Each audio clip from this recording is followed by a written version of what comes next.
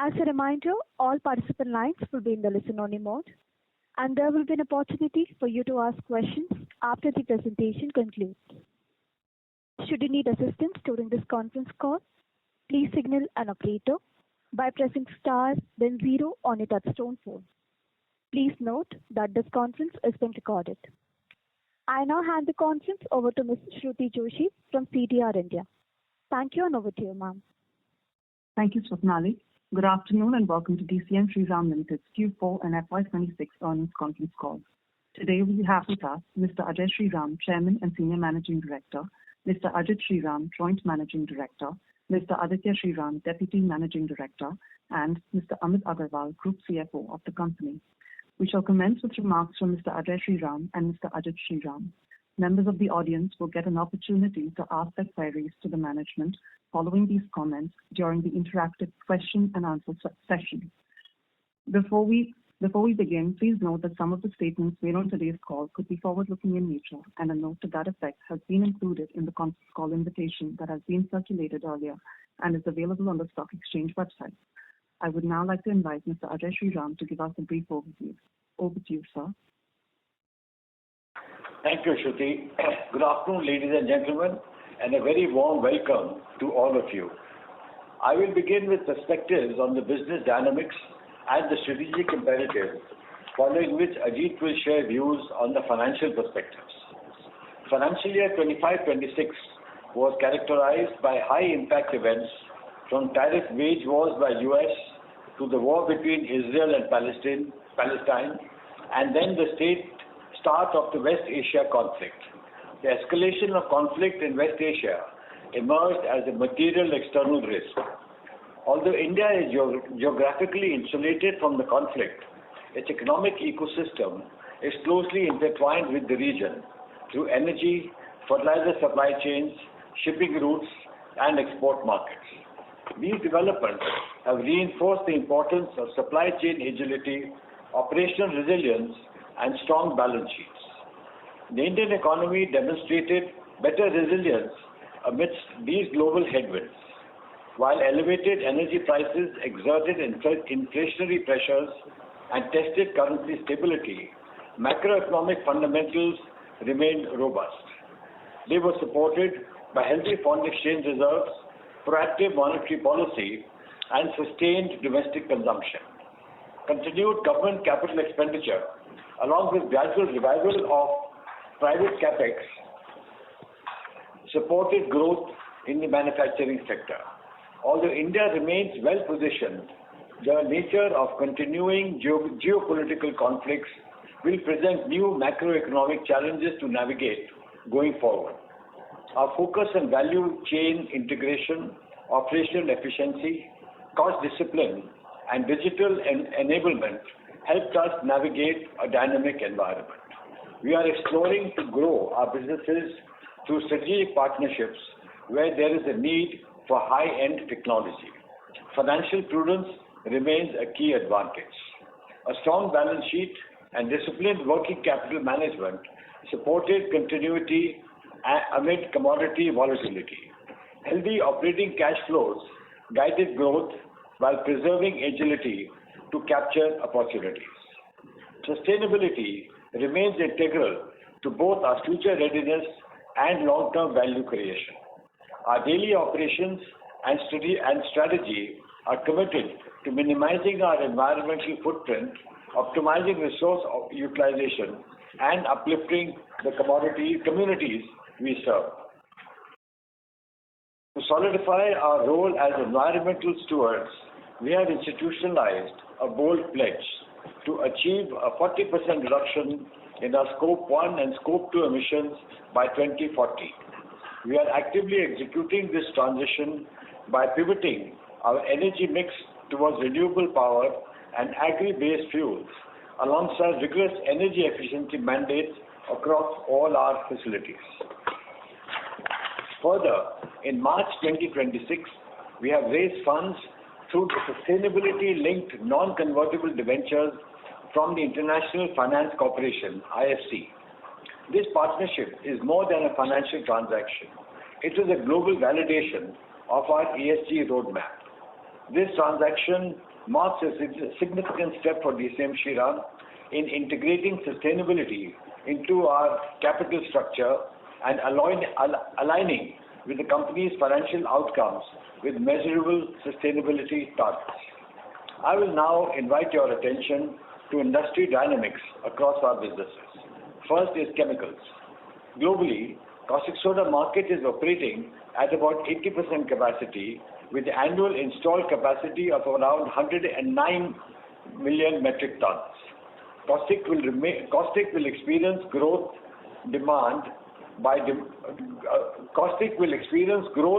driven by demand from industries like alumina, textiles, pulp and paper, soap and detergents, pharmaceuticals, etc. The industry continues to witness volatility in prices due to economic factors, geopolitical uncertainty, and increased energy costs. The supply chains of chlorine downstream industries have also been impacted, thereby putting pressure on demand. The supply chain disruptions are creating a mixed global outlook. Over the past year, India's caustic soda market operated at reasonable levels of about 85% capacity utilization. Domestic demand grew at about 5%, driven by capacity expansions among major alumina players, alongside sustained consumption from paper and detergent industries. Hydrogen peroxide continues to be structurally oversupplied in the domestic market, and low-cost imports from Bangladesh add to this situation. On the back of shortage of natural gas supplies, the industry witnessed a shortage in supplies in March 26, leading to a surge in realizations. We continue to operate the plant at full utilization, and the plant performance has been good. The advanced materials value chain, comprising of glycerine to ECH to epoxy, including formulations, continues to grow, driven by strong demand and supported by anti-dumping duty on ECH and epoxy. Further, our ECH plant got fully commissioned in the month of April 2026, and the product is well accepted in the market. Our projects in aluminum chloride and calcium chloride at Bharuch are running as per schedule. The 68 megawatt green power project with average supply of 34 megawatts at Kota has started average injection of 15 megawatts from May 2026 onwards. Our board has approved capital expenditure of 217 crores towards obtaining approximately 48 crores of additional renewable power supply for our Bharuch plant and related infrastructure development, thereby taking the total RE power provision for Bharuch plant from the present peak of 50.4 megawatts to 98.4 megawatts. The indicated timeline for completion of the above project will be around Q1 financial year 28. The board has further approved rupees 101 crores for the expansion of epoxy-led formulated resins capacity by 36,000 kilotons per year, increasing the total formulated resins capacity to 50 KTPA. The same is expected to be commissioned by Q2 financial year 28. Vinyls. The demand in both global and domestic markets remained flat, yet the market experienced pronounced price volatility driven by a complex interplay of macroeconomic and geopolitical factors. Initially, realizations came under severe downward pressure due to aggressive export dumping from China. This trend abruptly reversed as prices surged in response to supply chain anxieties stemming from the Middle East conflict, a situation further compounded by currency headwinds from a depreciating rupee. Ultimately, prices softened once again following regulatory intervention by the Government of India, which waived import duties through to the end of June 2026. Amid decline in domestic PVC prices and damage to the Indian PVC industry, mainly driven by dumping of Chinese PVC resin, the domestic industry filed an application requesting introduction of minimum import price (MIP) for PVC imports. Further, the domestic PVC industry continues to pursue its efforts on the QCO front. In alignment with our strategy to scale businesses through technology-driven partnerships, we have announced a joint venture with Technor Apex BV, a global leader in plastic material science solutions, by selling 50% stake in our subsidiary Shriram Polytech Limited, which is a leading plastic compounding player in India. By integrating global innovation with local execution capabilities, the partnership is well positioned to accelerate growth and deepen consumer engagement. Sugar and ethanol. Global sugar supply over demand for sugar season 25-26 is expected to be in surplus of 2.9 million metric tons, mainly due to India's 2.3 million metric tons per year-on-year production increase. Domestically, this season is expected to close with an inventory of 4.3 million metric tons, accounting for 28 million metric tons in production after diversion of 3.1 million metric tons to ethanol, 28.1 million metric tons in consumption, and a little less than 1 million metric tons in exports. Operationally, adverse weather, crop economics, and varietal challenges in the state of Uttar Pradesh curtailed industry-wide crushing. Consequently, our units concluded the season with a lower crush of 473 lakh quintals of sugarcane, albeit with improved recovery of 10.8%. To counter the lower crush, our agronomy teams are aggressively optimizing varietal selection to boost future yields and using digital tools to enable cane development. Despite these efforts, profitability remains under pressure as realizations from sugar and ethanol have not offset rising sugarcane costs. The ethanol segment faced critical bottlenecks. Against a national capacity of 1900 crore litres, OMC allocations stand at just about 1100 crore litres, with share of sugarcane-based feedstocks restricted to a mere 28%. This penalizes integrated players who invested in distillation capacities based on stable blending assumptions. Ensuring the sector's long-term viability requires calibrated policy interventions, specifically aligning sugar and ethanol selling prices with sugarcane costs, prioritizing sugarcane-based ethanol allocations, and expanding targets beyond E20 blending. Fenesta Building Systems. Fenesta Building Systems continues to progress along its strategic trajectory of evolving from a product-centric offering to a comprehensive building materials solution partner. The business has delivered healthy volume growth through the year, with expanding brand reach and deeper market penetration. Margin reduction reflecting increased scale and shifts in the product mix towards newer categories is as planned. The aluminum extrusion project at Kota is progressing on schedule. This facility will meaningfully enhance our capabilities in the rapidly growing aluminum fenestration and building materials segment. Moving on, the agri-inputs business portfolio comprising of Shriram Farm Solutions, fertilizers, and bioseed businesses is next. Shriram Farm Solutions. The SFS business sustained its robust growth trajectory, delivering double-digit growth this financial year. This performance was anchored by a research wheat segment which achieved a record sales and a 22% growth despite headwinds from extended monsoons. Concurrently, our crop protection and specialty plant nutrition verticals continued to gain market traction, supported by strong farmer adoption of our R&D driven products in specialty plant nutrition and recently launched crop protection molecules. Notably, in the current financial year, SFS has launched 13 new products in crop protection and specialty plant nutrition verticals, including 4 new products from our own R&D.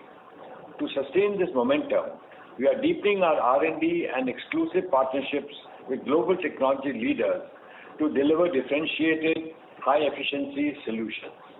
Furthermore, our targeted shift towards new age digital marketing and influencer-led campaigns has significantly amplified brand visibility, translating into higher product inquiries and stronger brand equity across all geographies. Fertilizer. The urea business remains largely stable. We continue our efforts towards improvement in energy consumption, maximizing urea production, as well as control on fixed expenses. In view of the ongoing West Asia war, there may be a reduced availability of natural gas due to disruptions in LNG supplies and increase in subsidy outstanding. Bioseed. This year, the industry faced a challenging scenario for cotton seed for a variety of reasons. Going forward, Bioseed is well positioned to navigate growth with a strong pipeline of new product launches across key crops. New introductions are witnessing increasing acceptance from farmers, supported by improved genetics, yield stability, and consistent field performance. The business remains focused on portfolio premiumization, disciplined execution, and strengthening farmer and trade engagement. I will now request Ajit to provide the financial perspective. Ajit, over to you. Thank you. Good afternoon, everyone. I will now take you through the financial performance for Q4 FY26. Net revenues, net of excise duty, for Q4 FY26 were at rupees 3193 crores versus rupees 2877 crores in Q4 FY25, an increase of 11% year-on-year. PBDIT for Q4 FY26 was at 400 crores versus 426 crores last year. Chemicals. The business saw an increase in revenue of 32% year-on-year. The caustic soda volumes were up 2%, while ECUs were down by 4%. Advanced materials, which include glycerine to ECH to epoxy value chain, has also contributed positively to the top line. PBDIT for the quarter was flat at rupees 163 crores due to elevated fixed costs associated with business expansion and stabilization. There was a one-time positive impact of rupees 19 crores due to incentive received from the government of Gujarat relating to the projects commissioned in previous years in Bharuch. Vinyl. The vinyl business revenues increased by 19% year-on-year, driven by volumes of both PVC and carbide, up by 23% and 5% respectively. PBDIT for the segment improved by 68% to 39 crores, led by higher prices and further supported by lower energy costs and better operating efficiencies. Sugar and ethanol.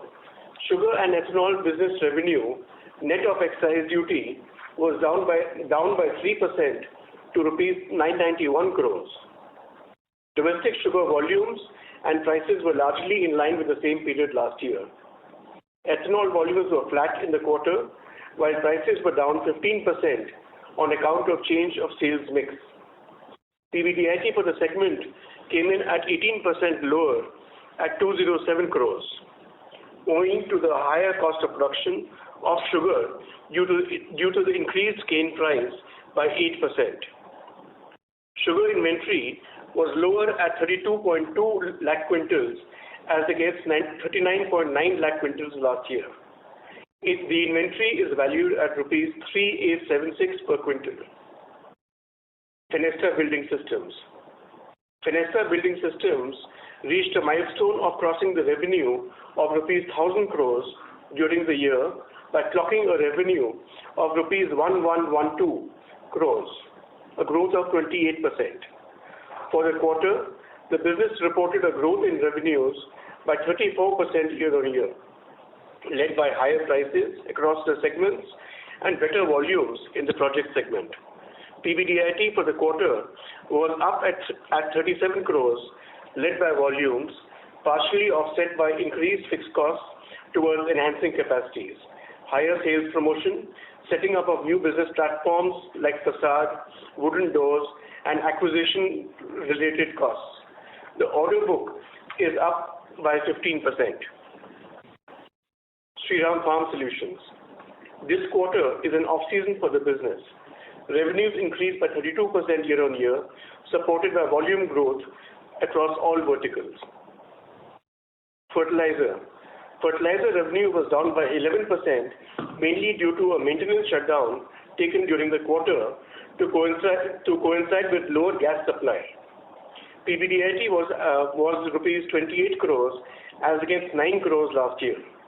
There was a one-time gain of rupees 33 crores on account of revision of retention price of the previous years.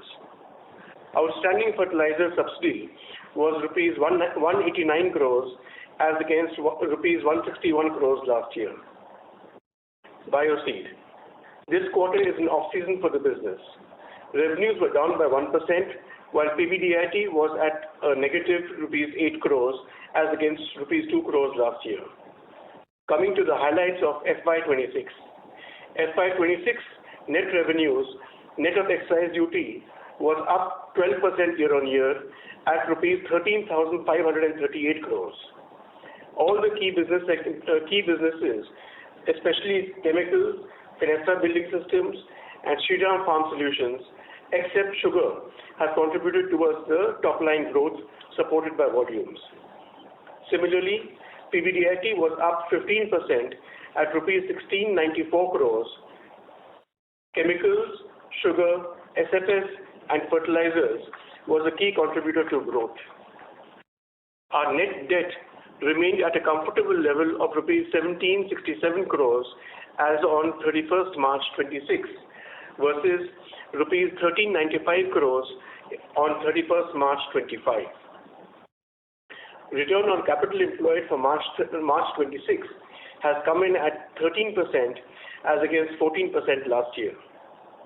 Further, investments made in prior periods that were commissioned over the last 1 or 2 years are scaling up and will further strengthen the businesses and enhance the ROCE. The board has recommended a final dividend of 200%, amounting to rupees 62.38 crores in this board meeting. The total dividend for the year is 560%, amounting to rupees 176.66 crores. As we successfully conclude our major capex cycle within our chemicals business, our fortified balance sheet and strong cash generation open a new chapter of strategic capital deployment. We are now exceptionally well positioned to explore synergistic value chain integrations across our broader manufacturing portfolio. I remain deeply confident in our ability to leverage these financial strengths to deliver sustained and responsible growth for all our stakeholders. That concludes my opening remarks, and I request the moderator to please open the forum for the Q&A. Thank you. Thank you very much. We will now begin with the question and answer session. Anyone who wishes to ask a question may press star and 1 on the touchtone telephone. If you wish to remove yourself from the question queue, you may press star, then 2. Participants are requested to use kindly handsets while asking a question. Ladies and gentlemen, we will wait for a moment while the question queue assembles.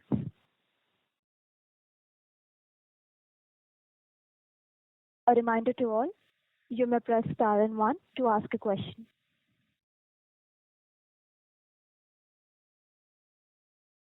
We will take the first question from the line of Pujan Shah from Molecule Ventures. Please go ahead. Hi, sir. Thanks for the opportunity.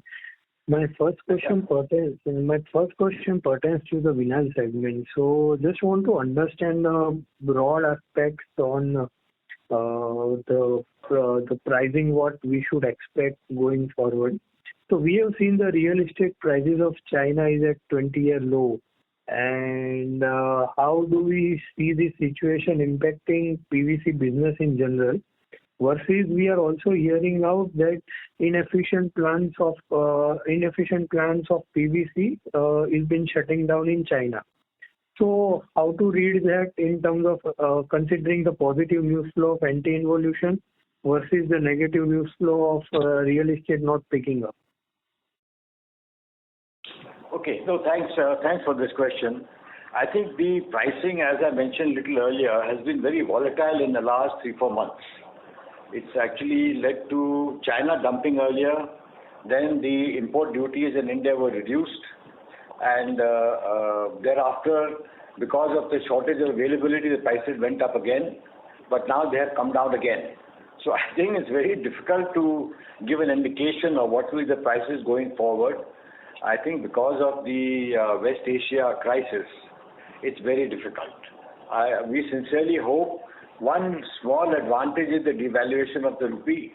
That is giving the imported prices a little higher position. So that helps the domestic industry also. But I think the prices of PVC are very volatile.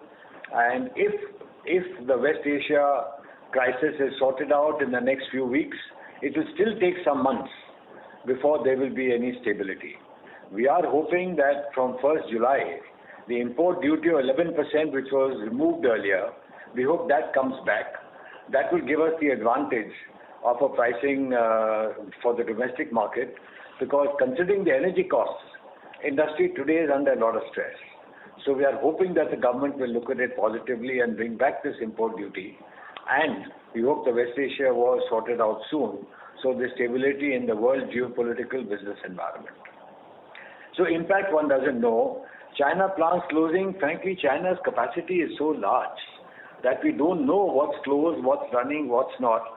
And they've been dumping for a long time, not only PVC, but many other products.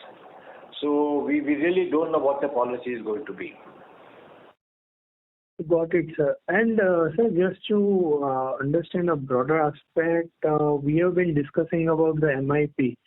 And versus we also, the industry has also initiated ADD, but it didn't succeeded in November, right? So are we going for, because MIP is a short-term phenomenon where we can able to protect our margins or our industry structure, but on a longer term, are we still going for ADD in terms of to get a longer term protection from the government side? Yes, the industry has taken it up. CPMA has had multiple meetings in the government over the last couple of months, including one which was held last week with the new Secretary Chemicals who's come in now. And we have mentioned that, look, we gave the data for the imported prices for the last 5 years. In the last 4 months, since the dumping started, the prices have fallen dramatically by almost $150 to $200. So we have suggested that you please revisit the ADD application will go again because it got rejected just some months back. MIP also is very much on the agenda. They have recommended a price, but that's pretty low. So we are actually talking to the government saying, please look at the MIP in a realistic manner and then recommend to the finance ministry. So dialogue is on with the government. But sir, just to understand a broad aspects, considering the crude price has already been up, I understand we have been a carbide base, but just to understand, as crude has already been up by a significant percentage, while considering the other ethylene-based route PVC manufacturers might not get their RM, and that's why they will always keep the inching up the prices. Against the only the negative side would be that China keep dumping because they have that carbide capacity. Other than that, it seems that price should sustain around 85-90 in PVC per kg, or it would be difficult situation to call right now because all the scenarios are not been under one conclusion. No, you're right. It is a little difficult. Our prices are ranging between 81, 82 in that range right now. But, China dumping can come in at any time. We don't know at what price and what is the policy behind it. So it is very uncertain. I think, and energy prices have gone up, not only gas but even coal. So all these are impacting the cost of production. So I think there is a uncertainty in this market. Got it, sir. My last question would be in the cost. Between and Sure. please rejoin the queue. Thank you. Thank you. Thank you. We will take the next question from the line of Rohit Nagraj from 360 ONE Capital. Please go ahead. Thanks for the opportunity. Sorry for harping on the PVC front. So one is that when do we expect the MIP to come in place? Because it's been since a while that the PVC EDD is now out of question. And just second question, in terms of the anticipated increase in import duties again post-June, is there accelerated dumping which is happening from China, or probably some kind of inventory built up by the domestic producers at the lower prices? Thank you. So the MIP, actually, we are in dialogue with the government to look at a reasonable MIP. That is the conversation going on right now. The industry is representing again, giving the cost of production, giving all the data to the government of what is the reasonable MIP based on the past prices, based on what the China prices, etc. So that dialogue is going on. I think that's one thing. Secondly, the price stability, no one can say, because, the uncertainty in terms of availability of the movement of material, goods, etc., that is open, and China can dump. And they are actually exporting to India quite a bit. In the last year, 50% of India's imports were from China. So the quantity was very large. So we are in fact with the government, in dialogue with the government. If this import duty is removed at the end of June and we get the 11% back, that will be a saving grace and a real breath of life for the PVC industry. So let's hope that happens. But the pricing mechanism is very open-ended. No one can give any commitment of any time. Sure. Thanks. So second question is again on the caustic front. Given that there is a sizable amount of alumina capacity in Middle East which is gone off stream, how do you foresee the caustic balance in the global market? Is there a possibility of again that particular material which was supposed to go to Middle East can be routed to Asia, and that will have again some kind of an implications on the domestic pricing? So just your thoughts on this. Thank you. Yes. So as we mentioned earlier in the call as well, the global caustic capacity is close to 109 million metric tons. And of course, the demand is spread across globally. So there are always regional balances and regional dynamics that come into play. So you're right that some particular utilization in the Middle East has reduced. But we have to see how it all plays out. The unpredictability remains very high, and there are always many factors in determining the price of any commodity, really, including caustic. So we can't correlate it very directly, the impact of one demand area going down. But we do expect, in the long term, we expect the Indian situation to be quite robust, while there might be some short-term volatility. Sure. Just if I can squeeze one more small question, what is the current ECU? The current ECU is in the range of 32,000 to 33,000 rupees per metric ton. And just to add, this is ECU without including the flakes element, because some of the peers include flakes element as well. So this is for live. Sure. Thanks a lot and all the best, sir. Thank you. Thank you. Thank you. We will take the next question from the line of Ahmed Madha from Unifi Capital. Please go ahead. Yeah, thanks for the opportunity. First on caustic, is the export volume steady, or has there been any impact because of logistics? So as a country, our exports have been increasing steadily over the year. In fact, India was a net importer a few years back. Last year, as a country, we exported over 600,000 metric tons of caustic. For us as well, if we look at the financial year, well, in the last quarter, you're absolutely right. There is some implication, which is there. But if you look at the last financial year, our exports have gone up significantly, and we are now exporting approximately 12% of our capacity. Sure. And is there any caustic production constraint you see because of chlorine disposal issue? And is there more room to improve volumes for caustic soda as a whole for FY27? So the unpredictability, of course, with the war in the Middle East is very high. And while not directly an implication for us, but a lot of our customers do consume products that come from the petrochem value chain.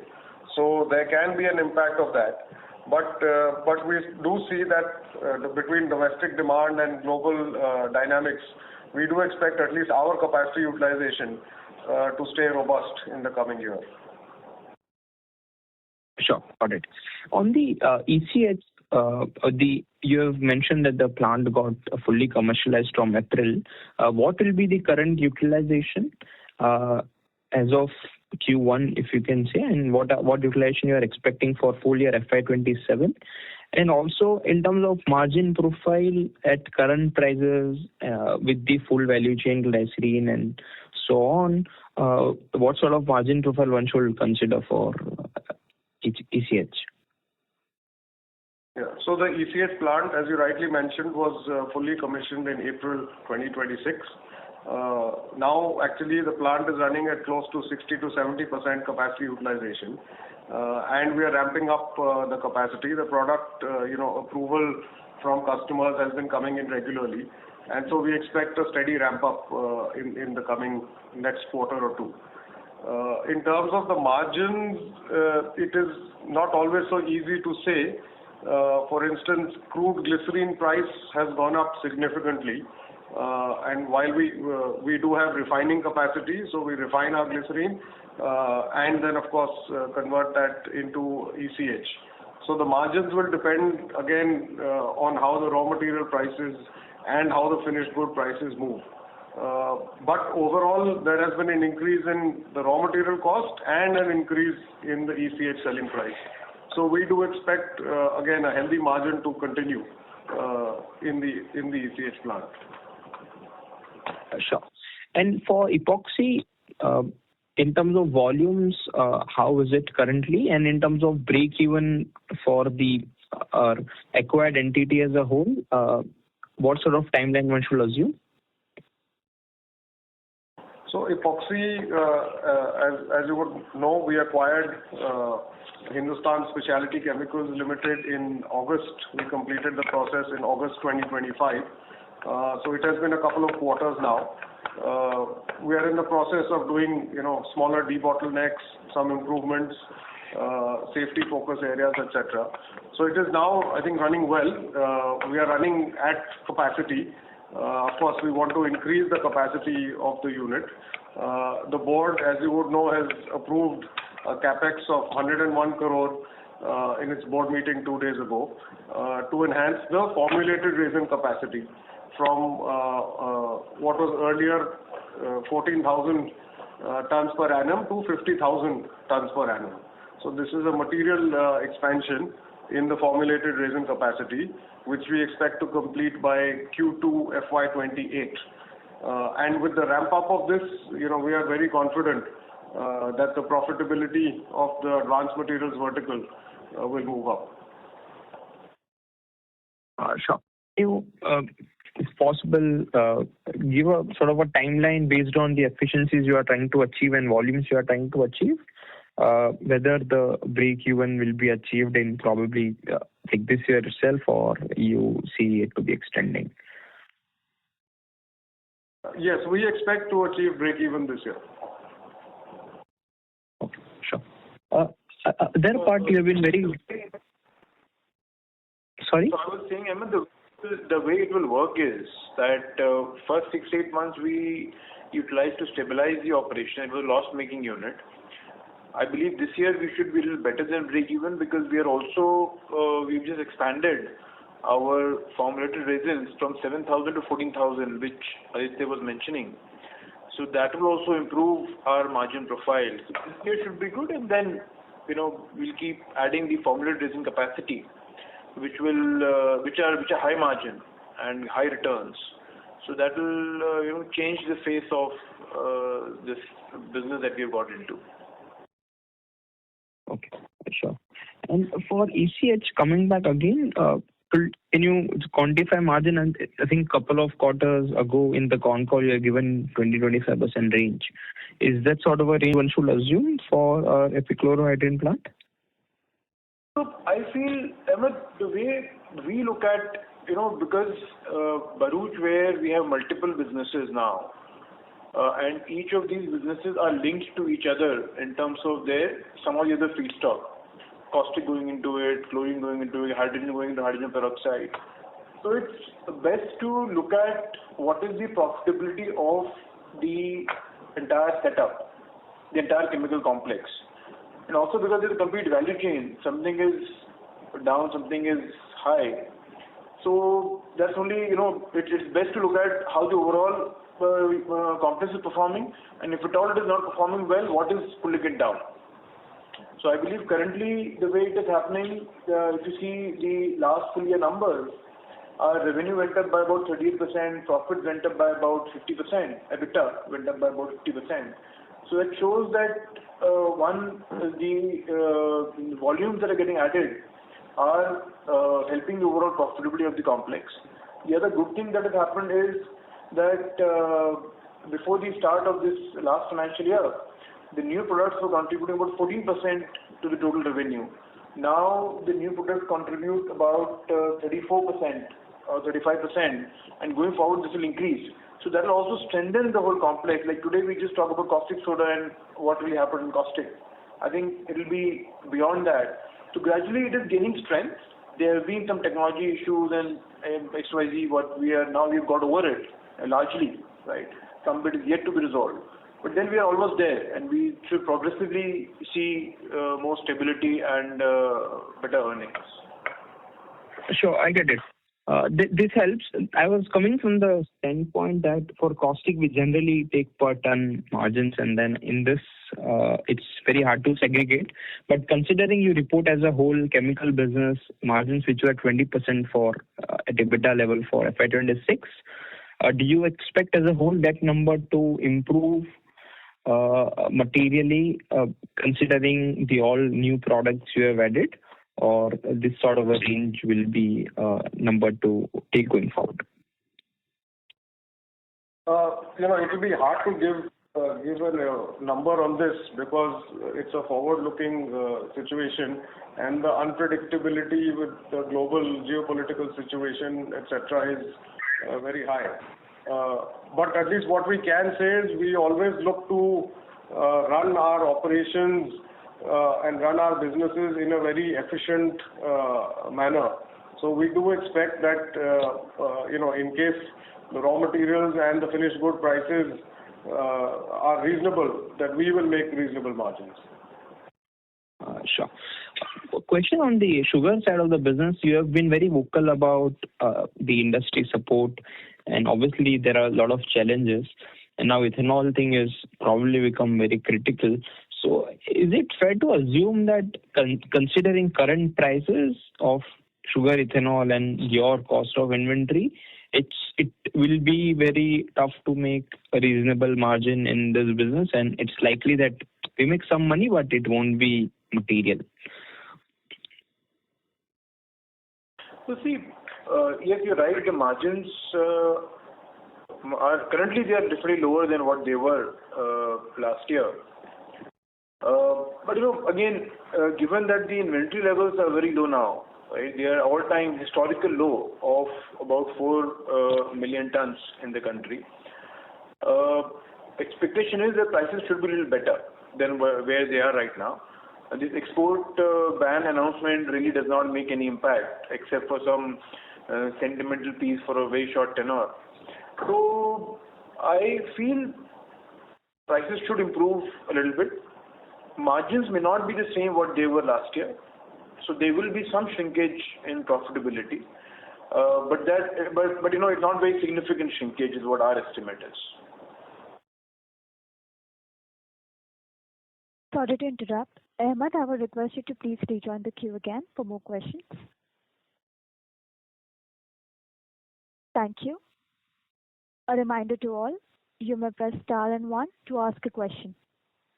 We will take the next question from the line of Manish Badane from 360 ONE Capital. Please go ahead. Hi, sir. Thank you for an opportunity. So I just want to understand, we are into the ECH. So how much ECH we are capitally consumed to manufacture the epoxy resin? Like currently what it is, and in future what it will be? So our ECH capacity is 150 tons per day. So that's roughly 52,000 tons per annum. Our LER capacity, which consumes ECH, is a smaller capacity. So we do expect to sell a large percentage, close to 70-75% of our ECH in the market. That's the current situation. Okay, so thank you so much. That's all from my side. Thank you. Thank you. Thank you. Before we take the next question, a reminder to all, you may press star and 1 to ask a question. We have the next question from the line of Priya Mehta from Aequitas. Please go ahead. Hi, thank you so much for giving me the opportunity. So my first question is in regards to the Shriram Farm Solution business. In the last couple of years, we have made it really big, and I think our R&D efforts have put in place. I just wanted you to elaborate on what kind of efforts we are taking and what business potential we see out of this business in the next 2-3 years. Well, as I mentioned earlier, Shriram Farm Solutions has 3 verticals. One is the seeds business, the other is the crop protection business, and the third is the specialty nutrients business. So we have research going on in all 3 of these verticals quite actively and aggressively. As you rightly said, the seeds business, wheat has been a good success for the business and is doing well. Even this year, in spite of the earlier rains and the heat, etc., the offtake has been pretty good. We are focusing on the crop protection also, where we have a tie-up with a couple of international companies to get molecules in, which we are doing in our outsourced processing plants, and we're making the product and selling that in the market for the farmers, which is also doing well. And we are continuously working on that, of getting more tie-ups as well as our own R&D and the crop protection. In the specialty nutrients business, as you may be aware, we have a factory in Kota called Shriram Ag Smart, where we manufacture specialty nutrients. That is there, plus we get some more products from outside, plus we have an R&D, and as I mentioned in my opening remarks, we have made a couple of new products in crop protection and in specialty nutrients from our own R&D plus from outside, which have got a good response in the market. So our plan is to grow in all 3. Got it. And the next question is in terms of Fenesta. So Fenesta, we've been doing excellently in the last couple of years, and currently with the metal prices going up, aluminum also reaching all-time high, how are we passing on the cost and how do we see the margin going forward? There are also one question is in terms of margin, and second is in terms of demand. Are we seeing any demand fallback since the cost has increased so much? So one is on passing on the cost to the customer. So there are 2 types of customers. One is the retail customer, the other is the institutional customer. In retail customer, it becomes a little difficult to pass on the cost if, although the contracts also of a shorter value and of shorter tenor, but then it is difficult to pass on the cost there. However, in institutional clients, a lot of our contracts are made in such a way that there's a tolerance level, post which the cost is passed on, to the builder. However, till the tolerance level, it does impact our margins. Now, in terms of your second question on demand, I think we are seeing good demand even now. If you see our Q4 numbers also, they were pretty good. So we have had record order book. So demand is pretty good right now. Got it. Now my third question is in regards to the PVC business. Considering that currently China has been dumping, etc. In the current scenario, do you think prices will fall down to as similar to 60-65 level which were there in November, December? Or what kind of, because I am assuming that China will also be under energy cost pressures and they would also likely increase the prices. Well, what you're saying, we sincerely hope not. I mean, that is the thing. And also one is saying because international freight and movement of goods is also not so easy now because of the disruptions having across the board. So I think the prices of 80, 81, 82, which is prevailing now, we do hope that it stays. It might go down a little bit. This is also like a situation where if suddenly, excess material comes in, it affects the market price straight away. But then after a couple of weeks, it can go up a little bit again. But it's very difficult to predict on any of these commodities with what the price will be, but we hope it stays somewhat stable. Got it. Thank you so much, Tom. That's it from myself. Thank you. Thank you. A reminder to all, you may press star and 1 to ask a question.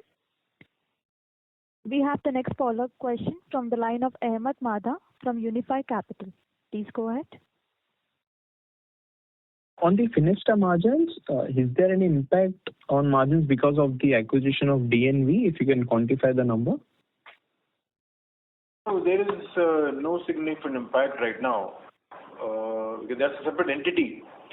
And we are still buying on the same arm's length basis that we were doing earlier.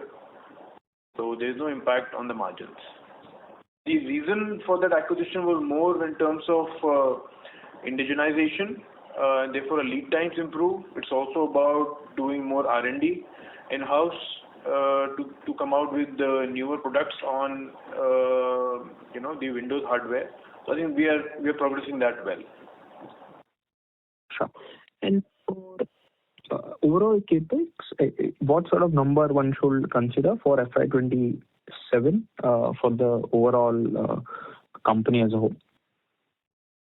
So that should be in the range of around 1,000-1,200 crores, including the normal capex.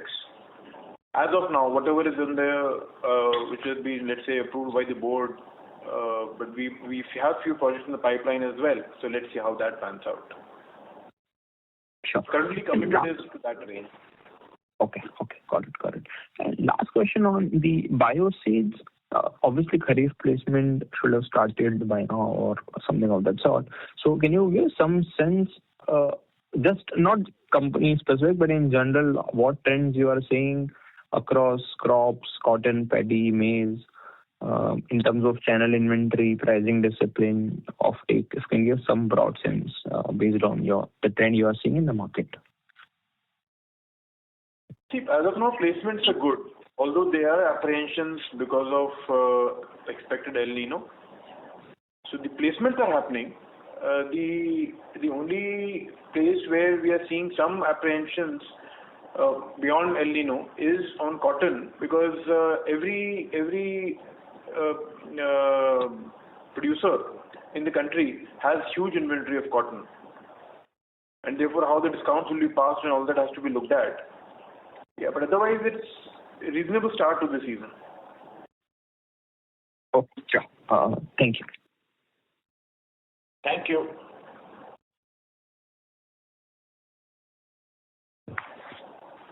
Thank you very much. Ladies and gentlemen, we will take that as the last question. I now hand the conference back to the management for the closing comments. Thank you, and over to you, sir. Thank you. Ladies and gentlemen, thank you very much for your participation in our earnings conference call.